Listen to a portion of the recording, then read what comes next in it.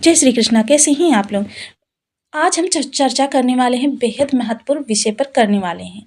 जनवरी होगा बड़ा परिवर्तन। गुरु चंद्र गज केसरी राजयोग। मीन राशि गुरु चंद्र का प्रभाव 1 माह तक रहेगा। 5 बड़ी महत्वपूर्ण भविष्यवाणी। होगा कुछ बड़ा, बनेंगे माला माल।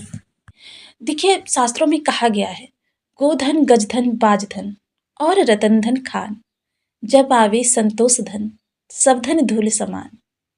तो शास्त्रों की इस पंक्तियों का बहुत ही उत्तम महत्व है। जिसने इस महत्व को समझ लिया, सारगर्भित तत्व को समझ लिया, समझ लीजिए कि उसने जीवन के सिद्धांत को, मूल मंत्र को समझ लिया। तो आज देखिए, इसी सिद्धांत पर, इसी आधार पर एक ऐसे ही योग का निर्माण आपके गोचर में होने जा रहा है। गुरुदेव जो सबसे बड़े प्लेनेट हैं, देखिए अगर वैज्ञानिकों की माने तो गुरु की जो ये बृहद स्थिति है, ये जो भर से उल्काएं आती हैं, हमारी पृथ्वी को क्षति पहुंचा सकती हैं, इनसे रक्षा करते हैं ये बृहस्पति ग्रह। और वही बृहस्पति ग्रह अब चंद्रमा के पूर्ण प्रभाव में आने जा रहे हैं, यानी कि ये अपना नक्षत्र पथ परिवर्तन करने जा रहे हैं। जैसा कि हम सभी लोग जानते हैं, ये काफी लंबे समय से रोहिणी नक्षत्र में गोचर कर रहे थे और वक्री अवस्था में थे। तो वक्री अवस्था में तो देखिए अभी 4 फरवरी तक रहेंगे, किंतु ये अपना पद परिवर्तन करने जा रहे हैं। देखिए, ये रोहिणी नक्षत्र जो होता है, बेहद ही कहते हैं ना, उच्च कोटि का नक्षत्र होता है। साहस का, धैर्य का, पराक्रम का और शांति का नक्षत्र होता है। अब इसका जो प्रथम चरण होता है वो मेष राशि के अंतर्गत आता है। द्वितीय चरण जो होता है वो वृषभ राशि के अंतर्गत आता है, तब शुक्र के प्रभाव आपको प्राप्त होते हैं। तृतीय चरण जो होता है वो मिथुन राशि के अंतर्गत आता है, तब बुध के प्रभाव आपको प्राप्त होते हैं। चतुर्थ पद जो होता है वो कर्क राशि के अंतर्गत आता है, जब चंद्रमा के प्रभाव प्राप्त होते हैं। यानी कि अब गुरु और चंद्रमा का 70 और 30 का रेशियो आपको प्राप्त होने वाला है, यानी गज केसरी राजयोग का प्रभाव, जो कि पूरे 1 माह आपको प्राप्त होता रहेगा। जैसे कि हम सभी लोग जानते हैं, गुरु जो है, चाहे धन आपको चाहिए, चाहे आपको पारिवारिक जीवन में कलह हो या शांति की तलाश हो, या फिर आपके कार्य कारोबार में मदद चाहिए हो, इन सभी चीज़ों के जो कारक होते हैं गुरु होते हैं। संतान के कारक होते हैं, संतान प्राप्ति के कारक होते हैं, विवाह के कारक होते हैं, विवाह संबंधों के कारक होते हैं, कर्म में आपके जो उत्तरोत्तर वृद्धि होती है उसके कारक होते हैं। धन में स्थायित्व चाहिए, उसमें भी कारकत्व गुरु का आ जाता है। आध्यात्मिक कार्यक्रम करने हैं, उसमें भी गुरु। इसीलिए देखिए, कोई भी कृत्य किए जाते हैं, धार्मिक अनुष्ठान किए जाते हैं, मांगलिक कार्यक्रम किए जाते हैं, 16 उपनयन संस्कार किए जाते हैं। 16 उपनयन संस्कार में सबसे पहले गुरु की स्थिति देखी जाती है, ब्रह्मांड में क्या है। बेहद महत्वपूर्ण ग्रह होते हैं हमारे। तो और आप गुरु की राशि के जातक हैं, तो इसलिए आपके लिए तो और भी ज़्यादा विशेष हो जाता है गुरु को देखना। तो यहाँ गुरु की जब ये स्थिति में परिवर्तन होगा, तो इस समय क्योंकि आपके तृतीय भाव से गोचर कर रहे हैं, क्योंकि गुरु के लिए एक चीज़ और विदित है कि गुरु जहाँ पर बैठते हैं, जहाँ से संबंध बनाते हैं, जहाँ पर दृष्टियाँ डालते हैं, सर्वत्र अमृत ही अमृत कर देते हैं। और जहाँ वहाँ पर अन्य ग्रहों के द्वारा या भाव के द्वारा किसी भी प्रकार की नकारात्मकता अगर हो रही हो, तो वो गुरु के द्वारा समाप्त कर दी जाती है। अब गुरु देखिए, हालांकि चंद्रमा जो है बेहद ही चंचल ग्रह हैं और बहुत ही तीव्र गति से कार्य करते हैं, और देखिए 28 दिन में अपना पूरा चक्र जो है कंप्लीट कर देते हैं। फिर भी गुरु को इनका सानिध्य बहुत पसंद है। गजकेसरी राजयोग जो सर्वोत्तम राजयोग होता है, उसका निर्माण करते हैं इनके साथ मिलकर। चंद्रमा देखिए आपके मन की स्थिति को नियंत्रित करते हैं, कि आपका मन बैठे बिठाए कभी कभी एकदम अनायास कहीं कोई बात नहीं हो, उदास हो जाता है, आपको कार्यों में मन लगना बंद हो जाता है। चंद्रमा की स्थिति के कारण ये होता है। कभी कभी आप बैठे बिठाए एकदम प्रफुल्लित हो जाते हैं, उत्साह से कार्यों को करने लगते हैं, और अंदर ही अंदर आपके बहुत ही ज़्यादा, मतलब कहते हैं ना, प्रफुल्ल हो जाते हैं आप। ये सब चंद्रमा की गति के कारण। समुद्र में आने वाला ज्वार भाटा, समुद्र की उछलती हुई तरंगे, ये चंद्रमा की गति के कारण ही प्रभावित होती रहती हैं। तो पूरे चराचर को प्रभावित करने वाले हमारे 9 ग्रह ही हैं। तो आइए आज चर्चा करते हैं इन्हीं जो गज केसरी राजयोग का प्रभाव आपको कहाँ से किस तरीके से प्राप्त होने वाला है। क्योंकि गुरु जो है देखिए, अध्यात्म से, नीति से चलना सिखाते हैं। हमारे जो ये 9 ग्रह हैं, इनमें 2 ग्रह जो हैं वृद्धि कारक हैं, गुरु और राहु। राहु का है येन गेन प्रकारेण, बस जिद है, मुझे ये प्राप्त करना है, नीति से प्राप्त हो या अनीति से, इससे मुझे कोई मतलब नहीं है।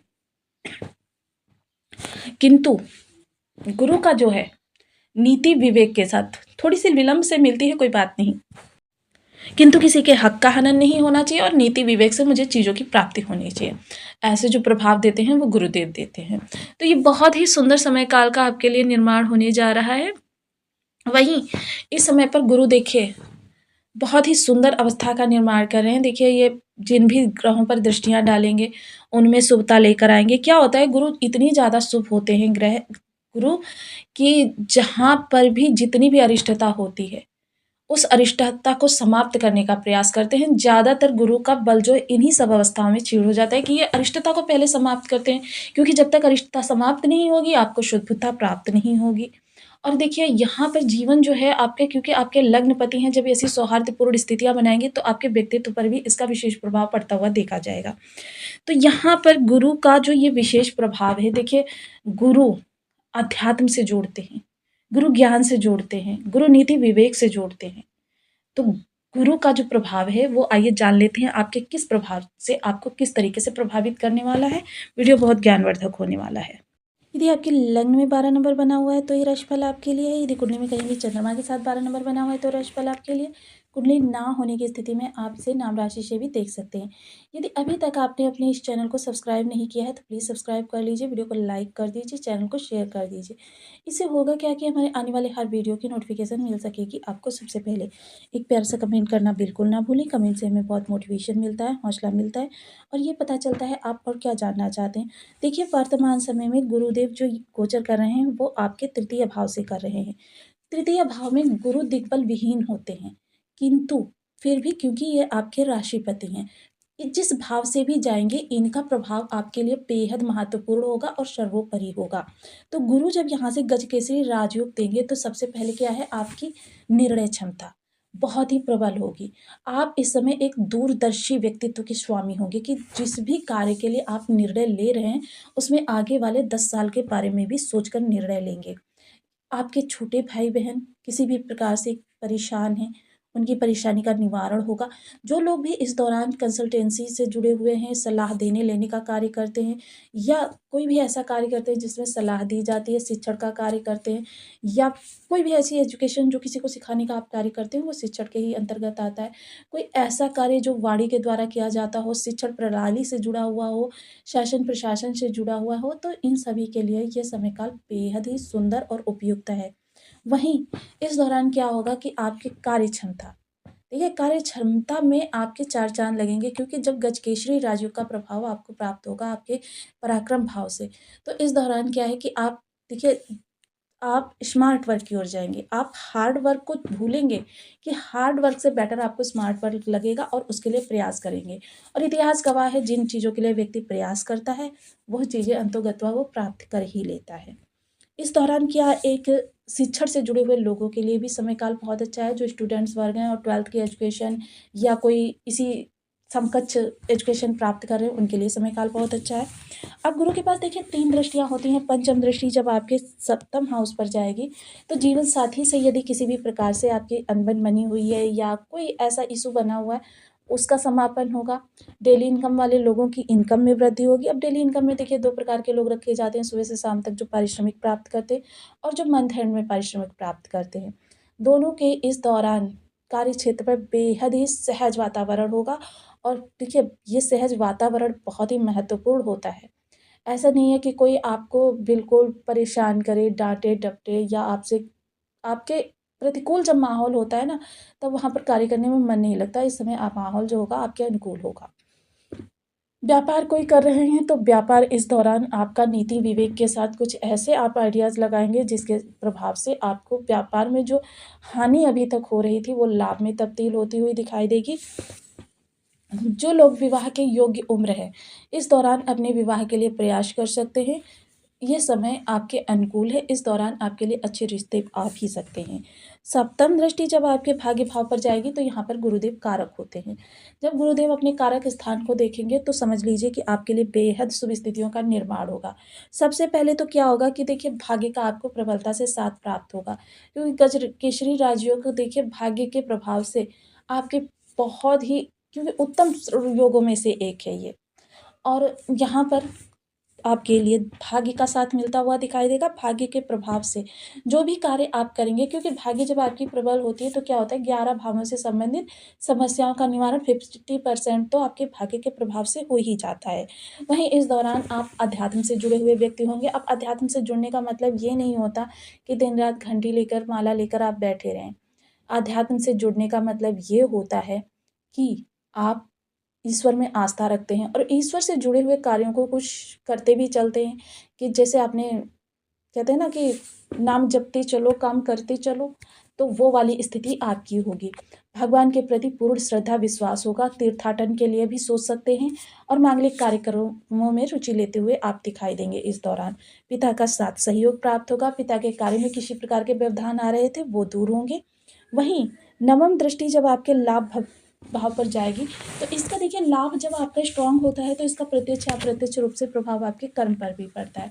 कर्म में कोई परिवर्तन कर सकते हैं जिसके प्रभाव से लाभ में वृद्धि हो, कर्म में इजाफा कर सकते हैं जिसके प्रभाव से लाभ में वृद्धि हो, या फिर आपको कोई ऐसा कार्य जो कि आपका बंद हो चुका था उसे रिस्टार्ट करने के लिए प्रयास कर सकते हैं, तो इस दौरान आपके लाभ में वृद्धि होती हुई दिखाई देगी। और उसके साथ ही देखिए, समाज में आपकी छवि में चार चांद लगते हुए दिखाई देंगे। कोई ऐसा कार्य आप सामाजिक कर सकते हैं जिसके प्रभाव से समाज में आपका रुतबा बढ़े।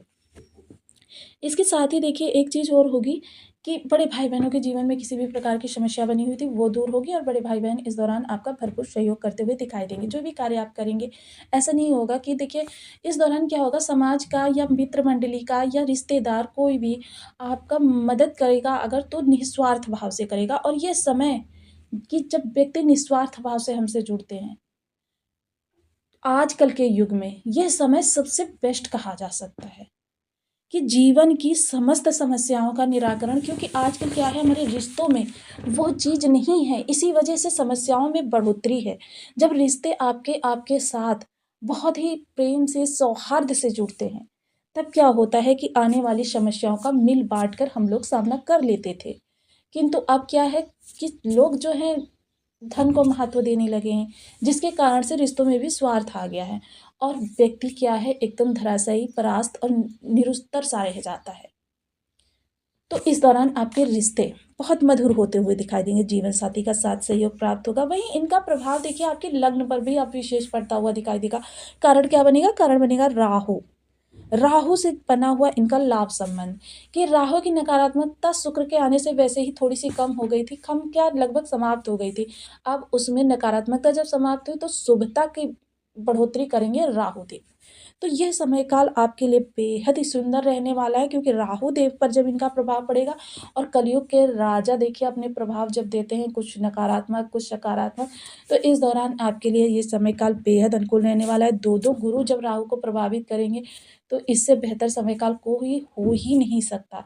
क्योंकि जब देखिए, मानसिक शांति आपको प्राप्त होती है, क्योंकि आप ये स्वयं हैं, लग्न जो होती है आप स्वयं होते हैं।